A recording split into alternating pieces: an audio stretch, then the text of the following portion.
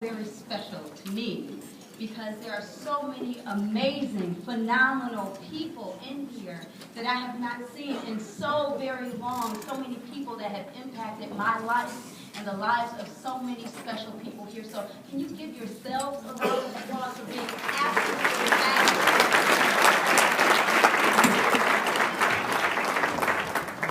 Okay. All right.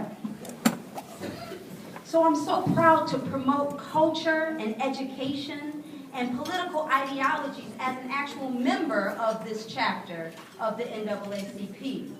And I would really like to thank the leadership for thinking of me and for having me to come here today to deliver this message to you. But before I begin, I really need to thank my husband, Alex.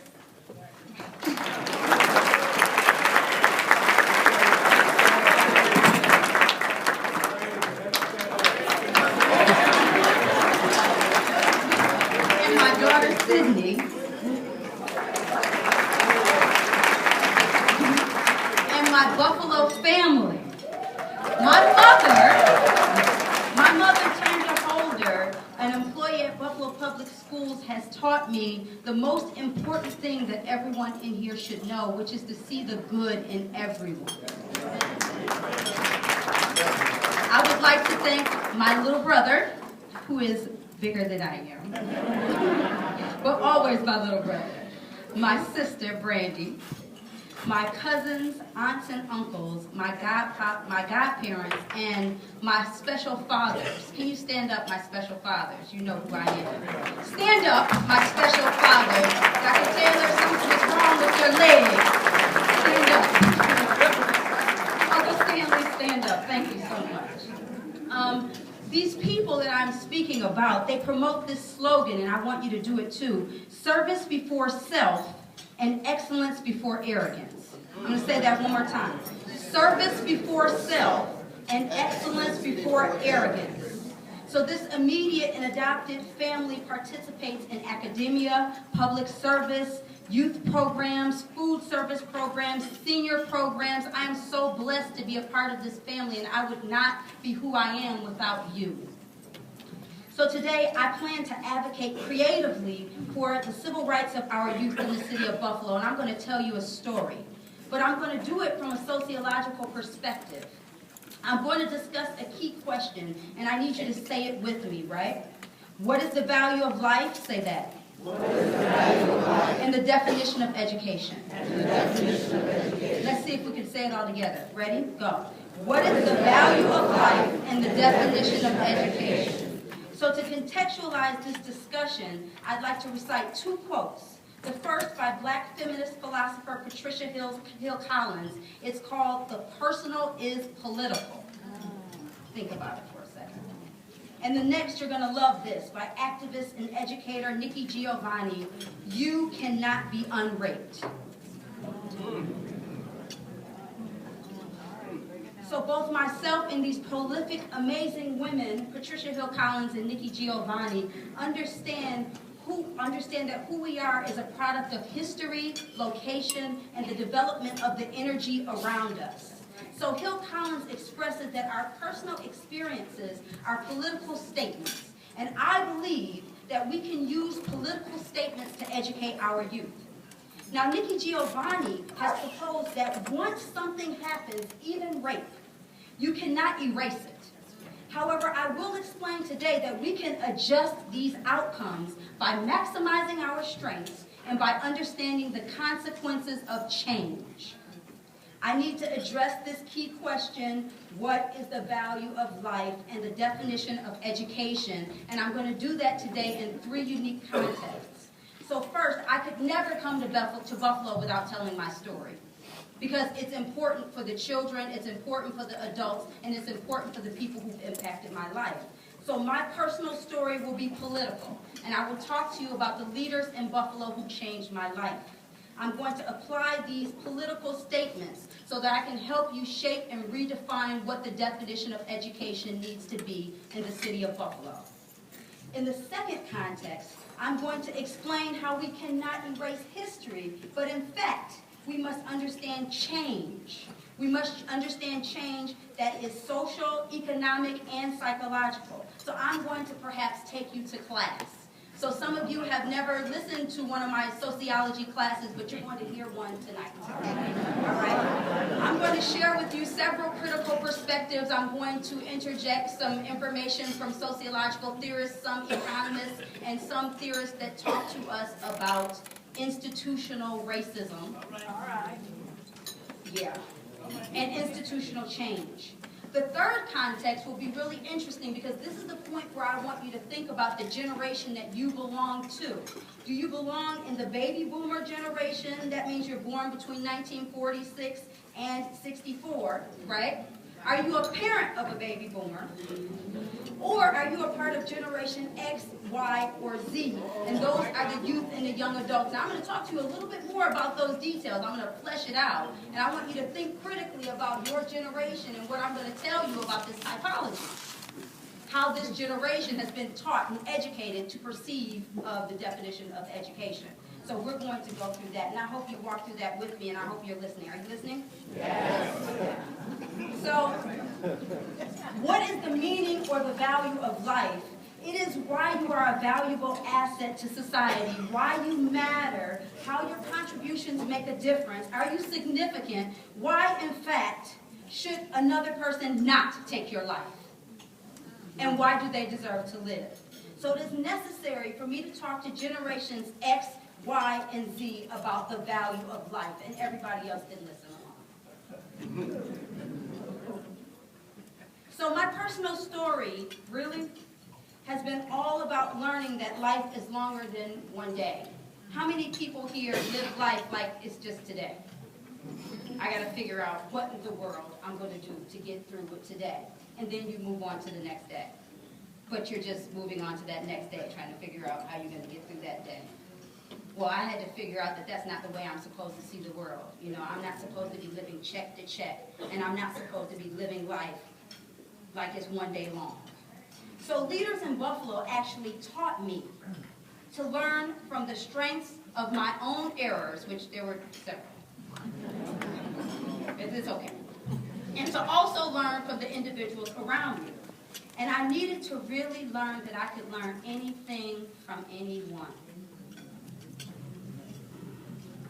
I could learn anything from anybody. Not that I knew everything, and not that somebody else didn't know something, but I could learn from listening to anyone, which means that, you know, everybody is important. Like Mom said, you have to see the good in everybody.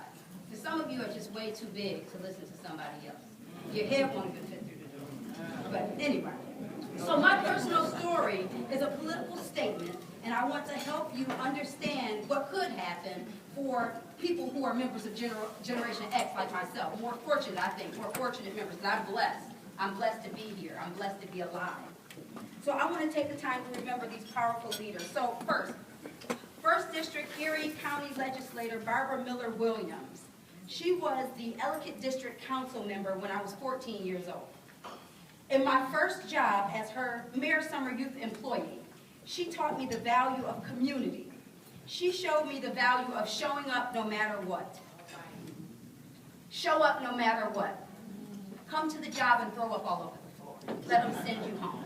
Show up no matter what. Some of you can't keep a job because you can't show up. I never missed a day and I was never late. I learned that a strong work ethic created the foundation for knowledge. And I had a purpose. There was a reason for me to be there. And for that reason, there was a reason for me to live. There was a reason for me to be alive, to go there with her and to serve the community. At that point, that's what I knew. That was my reason to be alive. Isn't that a little sad? At 14? No, that's good.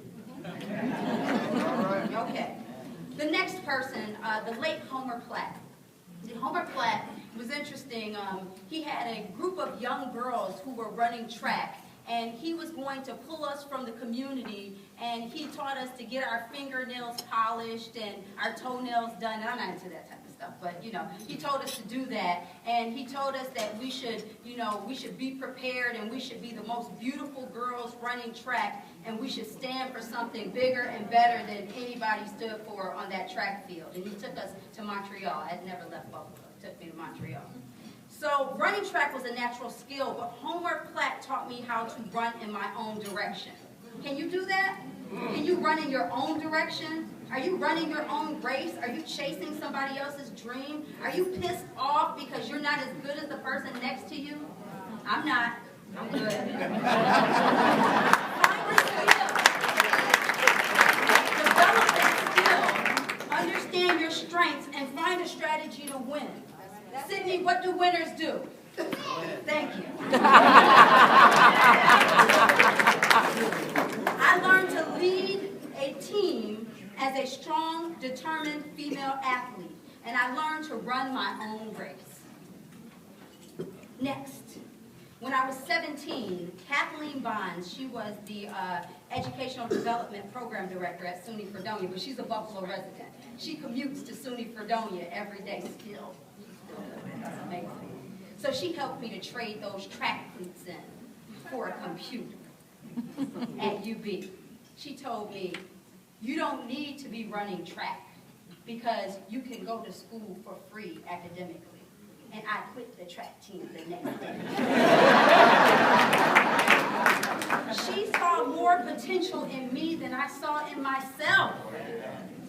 Isn't that amazing that someone can see more potential in you than you see in yourself? Where is your self-esteem? Where is your pride? Why don't you love yourself? How come somebody else can see more in you than you see in yourself? She taught me that my dreams were actually goals. That I don't have to wish I can do anything. All that I have to do is try it and do it. So I don't have dreams anymore. I just do it. All right. Because I can.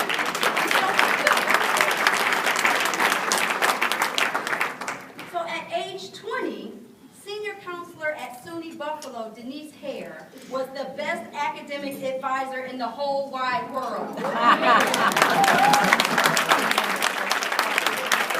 I model her style today at my position at Shepherd University. She recommended me for a full academic scholarship for a master's in urban planning. She always told me that she believed I could do it. That's all I needed. She believed in me. And I just couldn't wait to come to her office and show her my straight A's every semester. It was the highlight of my academic, experience. And she would say, Chiquita, I'm so proud of you. She's so soft. She's right there. Let her be your academic advisor. Go to college. So then, she introduced me to Professor Taylor, who was right across from her. Isn't that amazing? So much confidence. He allowed me to do a study abroad in Cuba with him, and he showed me a world outside of Buffalo. He trained me to be a community leader. He made me a HUD scholar. Right? He placed me at the Crucial Center, at United Neighborhoods, at Bethel Community Development Corporation, Olmsted Park Conservancy, and then he placed me at the Office of Urban Initiatives, and I met Antoine Thompson. And you know what? He introduced me to the entire grassroots family.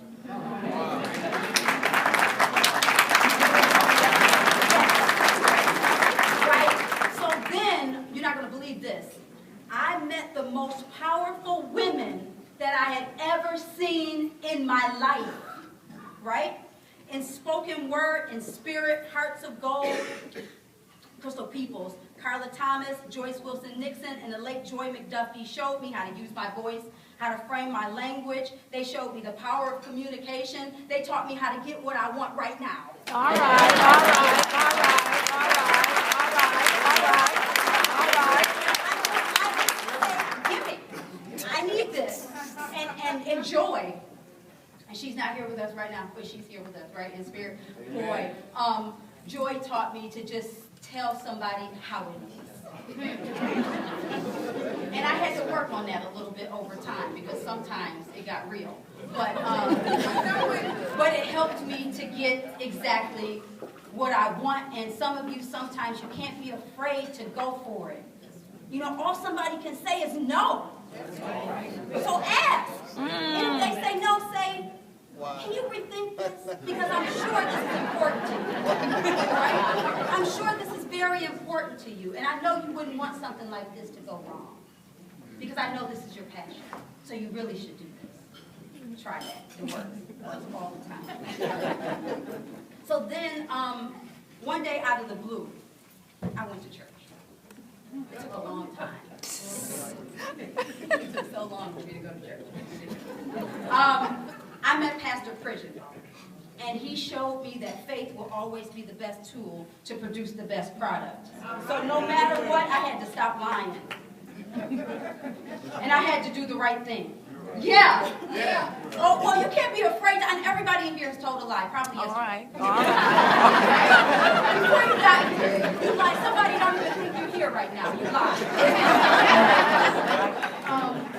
But I needed to tell the truth, and I needed to do the right thing.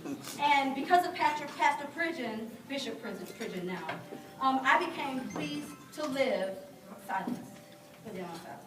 I became pleased to live and afraid to die. I was pleased to live and afraid to die because there was just too much to live for. Everybody in here, there is too much for you to live for. I was afraid to die because there was so much that had to be done. How could I be gone? And how could the people I love be gone, right? There's too much to live for. And he taught me to love myself and to love others. And I learned to develop long-term goals. Long-term goals. So hardship, at a certain point in my life, it had a unique power. But instead of breaking me, it deepened my awareness of human frailty and mortality. And it led me to depend on God. Come on now. Pastor Pridgen shared this message when I was 22 years old from 2 Corinthians verse 1, chapters 8 through 9. I won't forget that. Amen.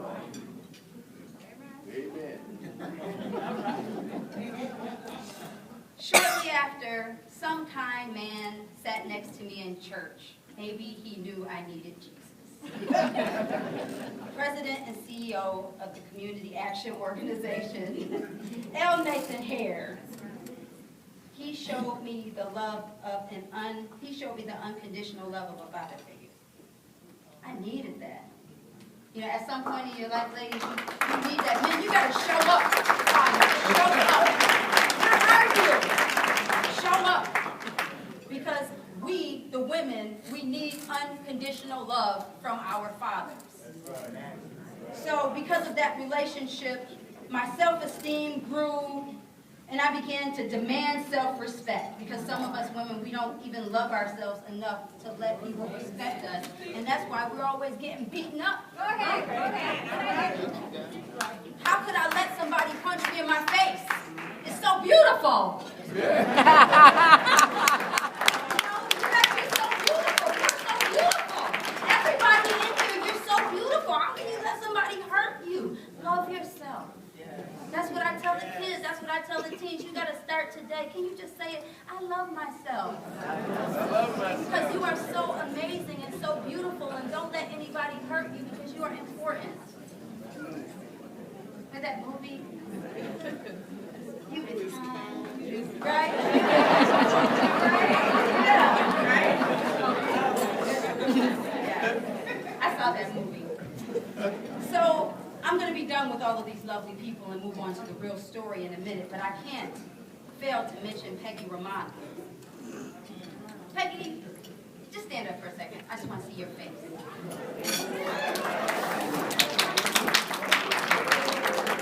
So, Peggy Romano taught me to recognize the assets and gifts of other people. My mom taught me to see the good, but Peggy taught me to see what is valuable about other people. See, I can help people.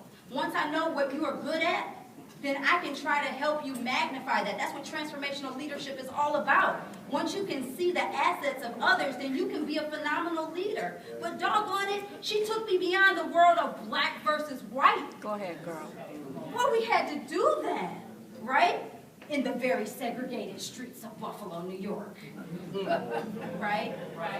Where I thought that, you know, if somebody didn't look like me, they were out to get me. Because somebody taught me that. And Peggy had to unteach. Oh, And reteach. So I understand that everybody can love each other from the inside out.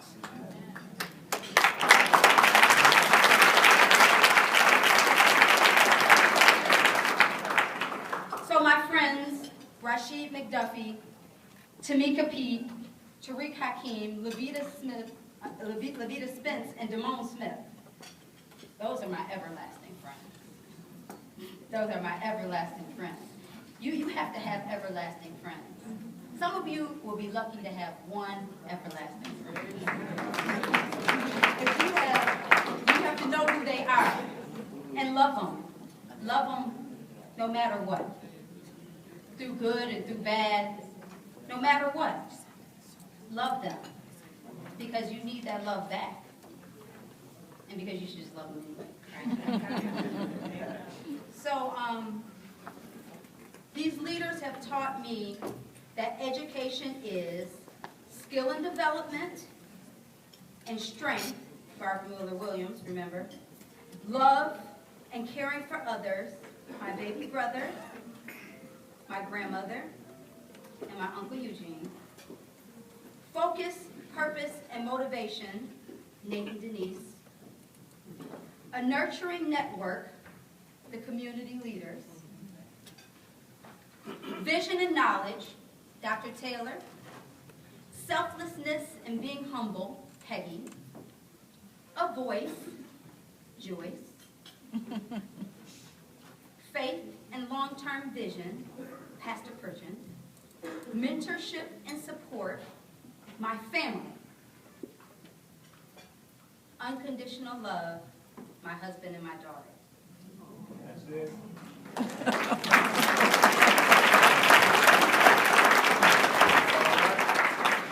So now we have to go to sociology. We went real first, right? We just went short. But now we have to go Dr. Howard-Bostic. That's okay. So the second twist to that key question, you remember the question? What is the value of life and the definition of education? But when a major institutional change occurs. This is where I need you to start thinking. So now we're going to school. Anybody ready to take a college class? If not, it's free. Well, you did pay it. Well, $60. Okay. So I'll revisit the statement. You cannot erase history and you can't be unraped. I know you love hearing that, right? Ooh, you can't be unraped. I want to share with you this sociological perspective, okay? This perspective entails two theories from two of my courses. One course is called social inequality, right? And social stratification. And that's about how people are ranked and divided in society. Do you understand that? You have a rank and that you've been divided by other people and people have given you labels. And so when you walk in the room, even before you say something, they've already got you pegged. The next course is criminology. And this is a course about theories of crime, violence, and your corresponding human behavior. So my goal is to use these sociological perspectives to look at historical economic shifts over the last 45 years in Buffalo that have impacted how we educate our children. That was a long sentence. I know that was a long sentence. So you got it, right? So two theorists, there's a guy named Anthony Giddens, right? He's a sociologist. And another, have you ever heard of Karl Marx before? Anybody heard of Karl Marx? You have to heard of Karl Marx, right? He's an economist. He doesn't want to be referred to as a sociologist. It's insulting to him. But that's okay. But it's because he kept it real. Okay. But anyway, I'm going to define a term, and I need you to say this term so that it sticks in your head. So just like Sesame Street. You know how they say mode of production? You didn't do it right. Okay. Okay. Because you're in my class. Okay. Mode of production? Mode of production. There we go. So the mode of production, somebody over here really said it. Was it Dawn? Dawn, you did a great job. Okay. Mode of production is the way that human beings collectively produce products, right, to enhance society. So please understand that in society, how we produce things, right, that is based upon some type of major feature, like in Buffalo, it's industry, right?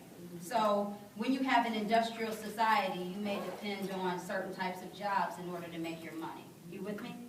I know you are. Oh, yeah. I know you are. What am I? Okay. So when the mode of production changes, then institutional change will definitely occur. So that means that the tools we use to educate, the type of work we do, and our access to money will change. But if you're sleeping, you won't know that. Right? So here's another term. Are you ready? You're going to do this now, right? Okay. Means of production. Means of production. Okay. So the means of production are actually the resources, the goods and services that we need during a particular mode of production. So now the means are important because they're going to help us determine how our citizens actually make money, or really what the hustle is. What is your hustle? Because I've had many hustles. Like number one hustler, like 50 jobs. And you all have 50 jobs right now too, right? Because the mode of production changed. You have to work really hard just to make 50 cents.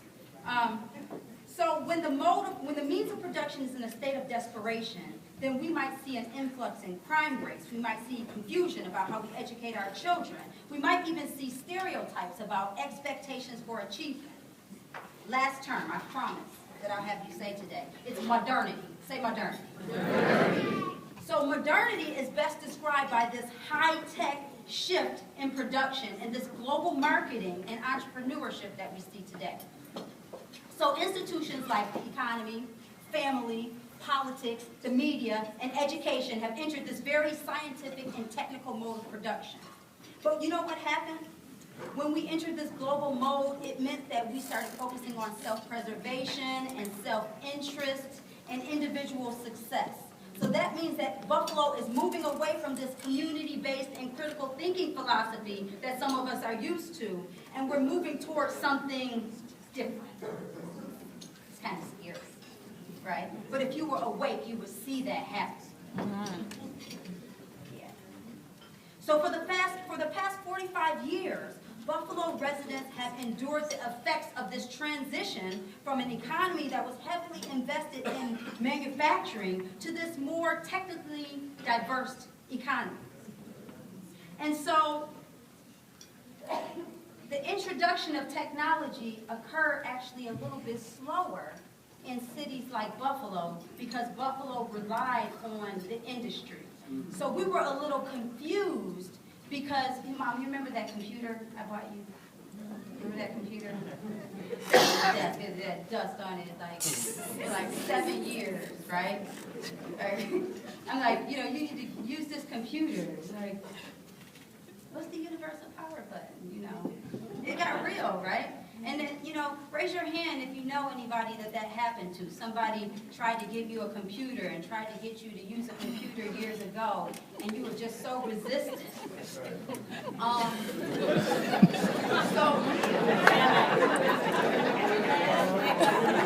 is a problem. This is where we just start thinking. So I don't want you to, feel bad about yourself or anything by the end of this. I just want you to be thinking. Will you promise me that? Okay. So I want to talk to you about the 3 shifts in the mode of production because it's crazy because 3 shifts happened during my lifetime. So that's absolutely confusing, you understand, when somebody is used to things being the same way for almost 80 years, and then in almost 40 years, things change multiple times. What do we do? So the shift from industry impacted the psychology of our city. In the 1990s, the residents couldn't depend on operating machines or using physical labor to sustain. You know what they were taught in school? They were taught to follow directions and to do as they were told. All right. Buffalo trained the entire city to be followers. That's tough. So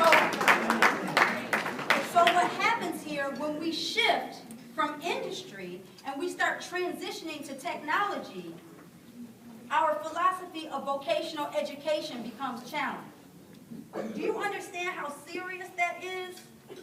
McKinley, Grover, Hutch Tech, Burgard. Do you understand how serious that is? And do you understand that I'm not talking about 2016? Do you understand that the entire philosophy for educating students that is being used in the city of Buffalo today was obsolete in the 1990s? Well, I don't want to make a secret. I think the city leaders actually learned really quickly that they needed to try to do something to take it to the next level, but people aren't listening. They're listening. I've seen Crystal. You're Crystal to me. On television, begging and pleading for people to listen, to understand that we need to change how we're educating our children, and people don't want to listen. So we're not prepared. And we haven't been prepared for 20 years. So the third shift to global marketing and IT services followed this mass loss of jobs, decreased morale, and an inability to sustain because people didn't have the technical skills and certifications needed. They didn't want to touch the computer. And then the computer came to you 5 years late. So you were 15 years late not wanting to touch it. Shoot. And then, big data. Whew. Then we have this focus on degree seeking and test scores and data collection, paper pushing, wasting my time with paper, killing the environment with paper. All these tests. We failing. We got it, right? How many tests we got to fail? So right now, Buffalo is attempting to bolster higher education with our little bit of money, healthcare with our little bit of money, professional services with our little bit of money, global technology, air quality with our little bit of money. Shoot. And then I look on the TV and somebody's still calling me a nigger. Sorry. That makes me mad. The devastating media images of our people is just disrupting our productivity because we look at that stuff and we internalize it. And we go and like, am I a nigger? Dang. Sorry for using that word. But it's true. It's true. And so then we have these diversions like healthcare policies for the necessary care for our baby boomers, gun control policy because our children are shooting each other, and education policy to close the gap with a policy that doesn't close the gap. Planned Parenthood because the little kids are having sex, watching their parents have sex. Shoot. And we've spent an equal amount of time on discipline and education. Man, we spend so much time in the community trying to revitalize the value of life. But at the same time, we're creating this first-class prison system and a second-class elementary and high school education system.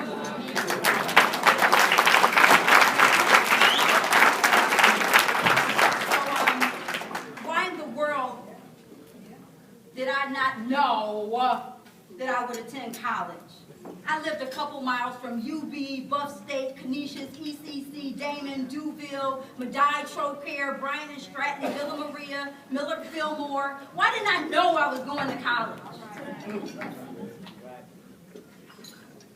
I knew where the holding center was. I had visited that place more times than I was told to read a book. I remember jail letters, online papers, commissary money, being a guest at the NA meetings.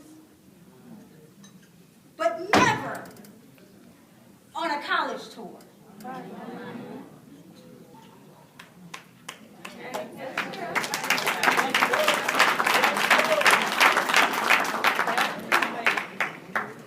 But you know what? You know why that couldn't get a job at General Motors, DuPont, GE, the steel plant, General Mills. It wasn't an option anymore. They didn't have any skills. They didn't know what to do. They started smoking crack, drinking alcohol, beating each other up, crying.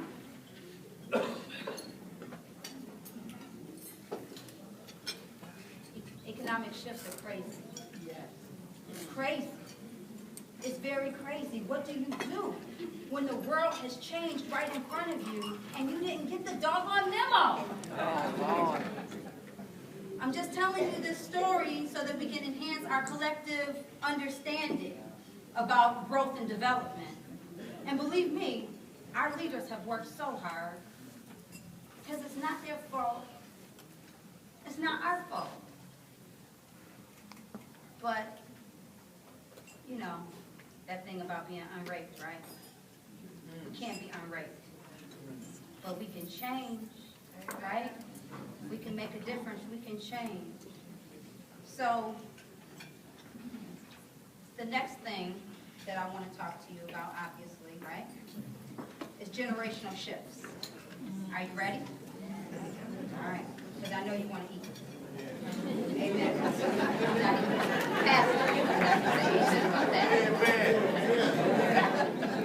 All right. So we're going to take it home so that you can eat, right? Because that's really what you came to do. All right? So the first generation is the baby boomers, okay? Again, generation born between 1946 and roughly 1964. These people were born without a desktop computer. Not like the desktop computer would be like in the bed with your mother. You just didn't have it. You know what it was. You couldn't predict it, right? How many people here were so excited when they got power windows in their car? Like power windows were the best thing ever. You know, no more of this. No more of this, right? So that was like the highlight for the baby boomers. No more of this. You know, that's serious. Some of you know that's serious. You really thought you were doing something with that power window. So this group was educated around skill development and task orientation, okay? That means that it was really about community learning and family and friendship networks, and that's how they got jobs. You can't do that when everybody's shady. So education was focused more on doing than learning theories. So they needed to read, they needed to write, and basic math. You know, the people who did more than that, those were the leaders and the overachievers and the managers, right? But you could get a job. You can get a job and you could do very well. But now, how can the baby boomers survive comfortably when the jobs are gone, the expectations have changed, the resources are slim? Many are struggling to access quality health care. They're struggling to maintain on fixed income, and some have to depend on Generation X to care for them because of inflated costs. That's what happens when there's a shift. But I want you to think about that, and think about how that's not their fault, and think about how you should love them, and think about policy orientation to help them. You know, when you see people out there and they're talking about policies that don't help them, you know what you do, right? Don't vote for them. Okay.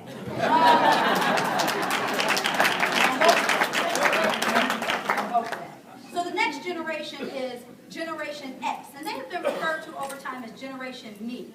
These are the people born between 1965 and 1980. Is that you, 1965, 1980? Are you listening? Between the ages of 36 and maybe 50, 51, around there. So these Generation Xers have been characterized either as overachieving or as slackers. One spectrum or the other. And you'll notice that with your Generation X friends. They're either doing it big or not so much. That's usually what we see. Generation X was pushed to read more, to philosophize more, and to just do more advanced math. And they were also said to be overeducated without a concrete direction in a really hostile learning environment. So for some of them, just education just wasn't fun. It wasn't fun at all. It was work, and it was boring too sometimes. And there wasn't much return. So for some people, for Generation Xers, it was a waste of time. Some Generation Xers, their parents made them work. And because their parents had that philosophy, do as you're told, respect your elders, you did because, okay, because you had to. But there were some that had parents that were lunching. I don't know. And for whatever reason, if they didn't have somebody to show them, then they were the group that were not doing anything. And I know some people who aren't doing anything. I know you don't, but I do. So I learned something. When energy is released without shape, coherence, or a level of thought, then it degenerates and it goes nowhere. So being locked up for drug dealing or murder, that's not so fun. Death of a relative, that's not so fun. But that's what I saw. 18 of my friends got shot near Jewett Avenue. They're not here. So, and that wasn't fun. Was that fun, Terry?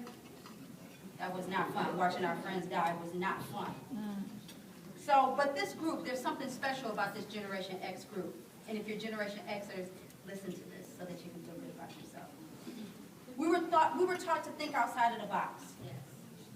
We were taught to resist the tradition and to do something new. We were taught to question what was going on because our generation was educated so much that we could see that a paradigm shift had occurred. Those of us that weren't over there, right? We could tell that something was happening, but people didn't want to listen to us. They didn't want to listen to us. They didn't hear us. But they hear us now, don't they? Roar, right?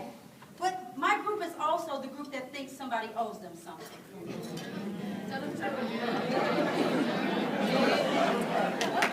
You know, we were the products of the civil rights movement and a lack of understanding, right, about the hardship that occurred for the generations before us. But at the same time, we watched violence and deviance, and we really watched the incarceration rates raise for women. We watched women go through something very new. Women got rough. They got real in our generation. You know, they were going to jail. They were getting locked up. They were punching people in the face. Don't say that to her. She'll punch you in your face, right? You didn't see that in the generation before. The generation before, they might maybe slap you behind closed doors and have to deal with it. But my generation punched you in the face in public. And that's a very unique characteristic for a woman, and that's something really interesting when you start talking about what it means to be a black woman with a slave body, right? And treated as if you shouldn't be respected and beast-like and too strong, right? All these interpretations of this black female body that will now punch you in your face. Look at the criminal justice system and see what the challenges look like. Orange is the new black, watch. I don't work for those people, but you know, check it out. So Generation X was hit really hard, okay? There was a transition of media during their childhood, and then there was a global shift during the teenage years. So in one generation, you had two shifts occur, which means that those of us that were really doing it big, we could really move. We could skyrocket.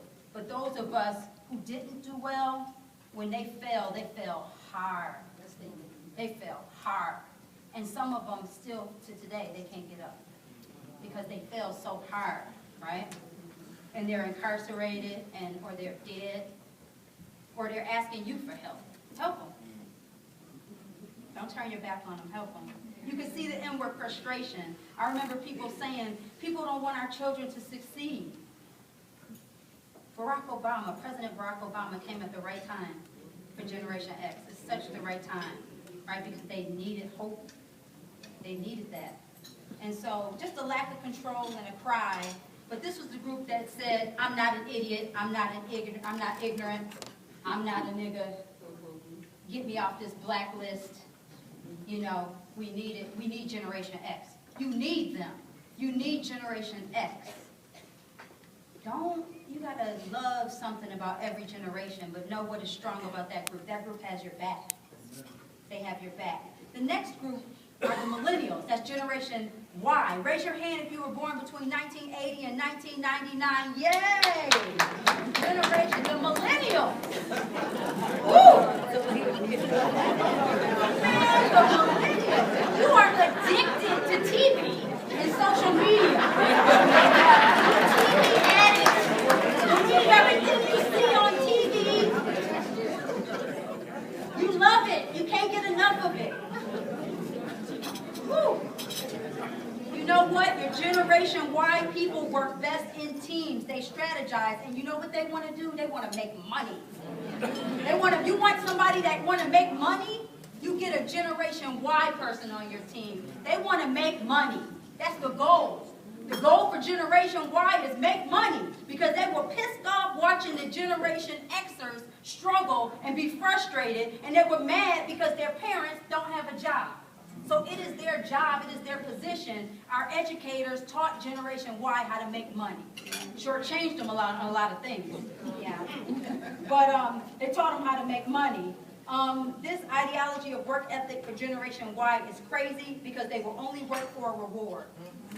If a reward is not present, they will not do it. If it is not worth it, they will not do it. They would rather have nothing than be exploited. So those baby boomers who walked a mile and a half for a camo or whatever to school, Generation Y ain't walking anywhere. They will not do it. They're not doing it. And they're not as risky either. They think before they do. Most of them. So, unless they're influenced by Generation X. Last generation, and we're almost done. Generation Z is called the I generation. This is the youngest generation. These are the people under age 16, and they depend on technology, email, and texting. They're actually condemned if they can't use technology, right? We have to beg these kids to get off the internet in the mobile world. Oh my goodness. Get off the computer, Sydney. Right now. I'm giving a presentation because I'm just lazy and my daughter is on a mobile device.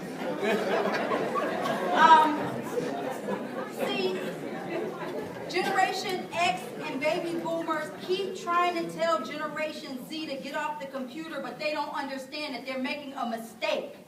Stop telling these kids to get off the computer. Tell them what to do on the computer. Oh my goodness, don't get mad because they got the iPad. Show them the right app to use.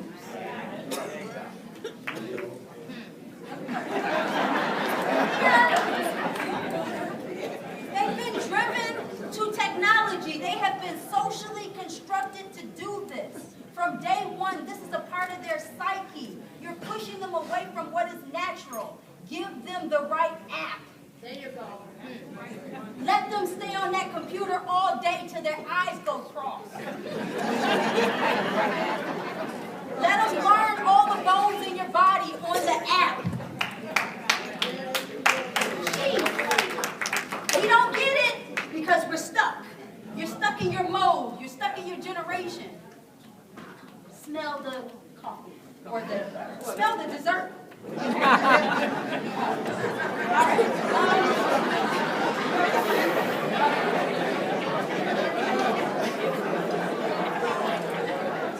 All right. Let me wrap this up. Amen again. I'm gonna just send out a charge. This is my charge to you, right? This is how you're going to educate Generation Z. This is how you're going to create change in your community. Trust me. You need to build from the strengths of all generations. Right? When you're teaching, you have to show children about respect, and about hard work. That is what you get from the baby boomers. If you can't respect yourself and others, and if you don't work hard, how are you going to win? Teach them to think critically, like Generation X. Stop just saying, do this because I said so. Tell them to Google it. Tell them to Google it. Oh, you don't understand why you should do this? Google it. You need the ambition and the determination of Generation Y. There has to be a group that is willing to reject tradition so that we can move forward. Because if there are shifts in the mode of production, you have no choice. You have to change. You have to. If you don't change, you are sacrificing the success of your children. That's right. If the world is changing, you can't just stand there and look like somebody stole your bike. You got to change. And last, you got to use this knowledge and creativity of Generation Z. Learn how to use the apps. Learn how to use a computer. Learn how to Skype, FaceTime. You don't know what that is? Get a phone. Get a new phone. Get a phone designed in 2015. And sit there before you go to bed every night for 20 minutes until you figure it out. Because that's what you did during your generation when somebody told you how to operate a hammer or a tool. Do it with the computer. Use the knowledge, use the skills that you have to survive. Because leaders, you have to understand that it is your job to provide a hand when the arms have been cut off. That's right. All right.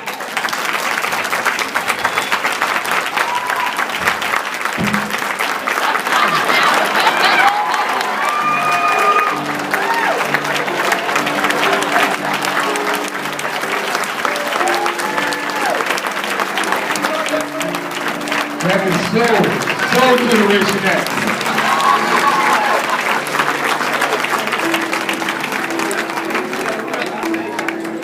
We have a special presentation right now.